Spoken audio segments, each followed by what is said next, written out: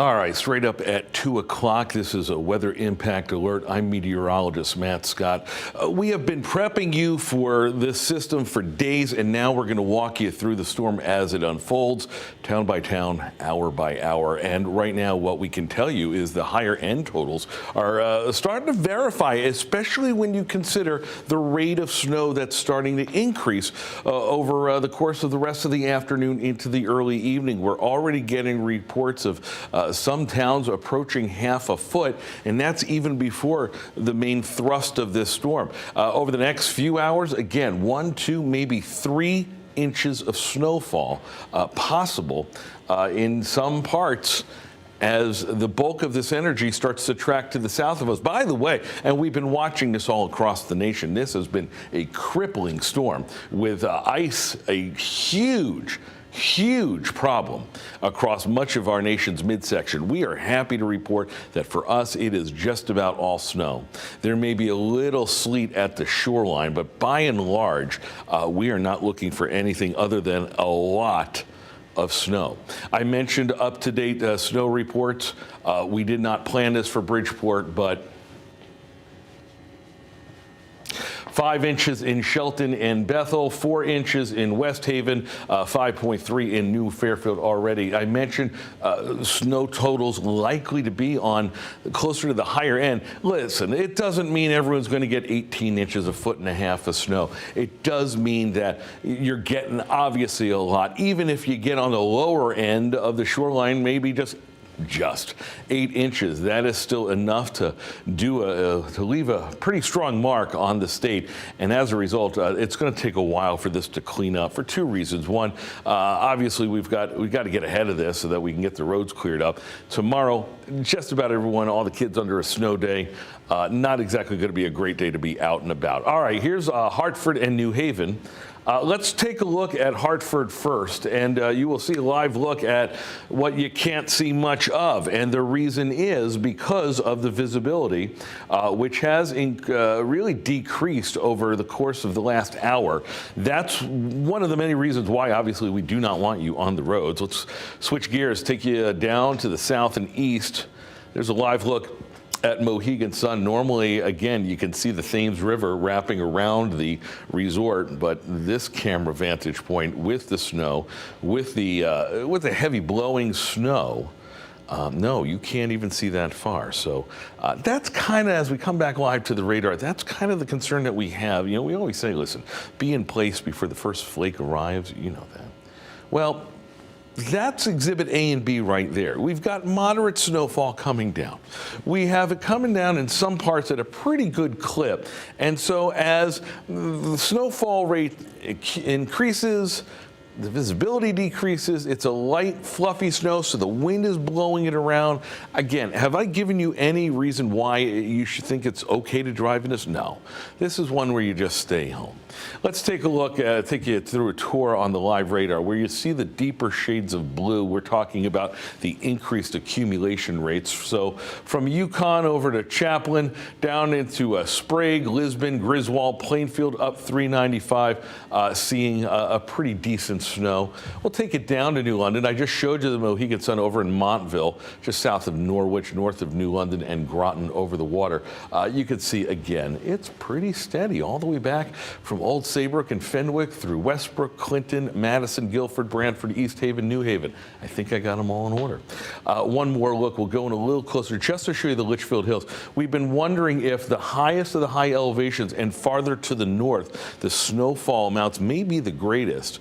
I think along the Mass Pike is going to be the jackpot for this storm, but you can see a decent snow right up 44 into the icebox, Norfolk, Canaan, back over Heartland into the Notch. Obviously, you know, not something you don't never not see in the Litchfield Hills, but it gives you an indication that this is just going to add to the winter wonderland. Now, I mentioned a bulk of the energy is still really down farther to the south and the west of us, over northern Jersey into eastern parts of Pennsylvania, from Poconos down through Philly and then back over into Amish country, talking about a pretty good rate. And again, I want to point out, this is just snow. The snow rain line, where it does turn over into ice, is over the Virginias you can see it is far south of Long Island. Now, we will see some moderating temperatures thanks to the warmer Atlantic Ocean water. Remember, the air temperature may be in single digits, but the water temperature is not. And so that's the conflict that may increase the opportunity for a little sleet for the shoreline later on. But look at the ice threat. And by the way, this has just been all the way through the Midwest, just under a cake of ice. It is going to be a while before they can clean up the big mess out for the Arklatex into the Mississippi and Tennessee Valley. Next few hours, our mess is in the form of heavier snow rates. We're calling it the worst of the bunch. By tonight, things taper off. Now, by later on this evening is when we may see a little bit of mixing on the shoreline. That's why we have the numbers down a little lower for the shore. But lingering snow showers continue into the forecast all day. I mentioned, we talked about this, how it adds up. Here's Waterbury, and again, notice we go from 3 o'clock to 8 o'clock, and the opportunity for another 7 inches of snow. Quick math, that's about 1.5 inches an hour. That's impressive before it starts to taper off again. Now, watch New Haven. The number is a lot lower. Does that mean you're only getting 7? No.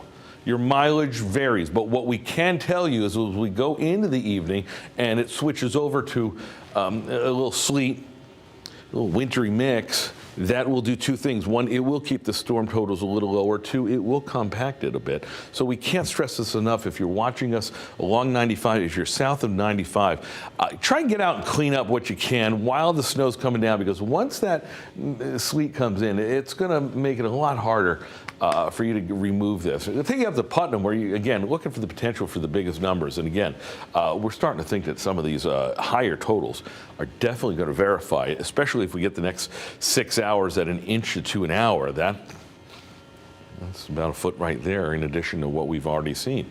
So watch the guidance. Again, we're going to keep the snow in there. There's your little your mix at the shore by later on this evening. Then things taper off overnight. That does not mean you can get up and head to work or a delay for school tomorrow.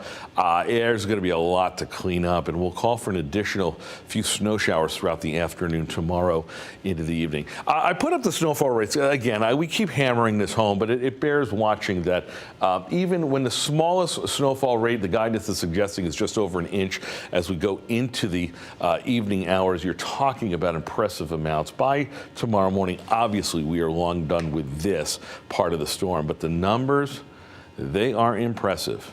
Just about double digits on the shoreline. You head inland a little bit, you head higher in elevation up towards the north, and the potential for 13, 14, 15 inches of snow is there. Add to that the visibility. We have a quarter mile out there now. That's one criteria you need for the B word, blizzard.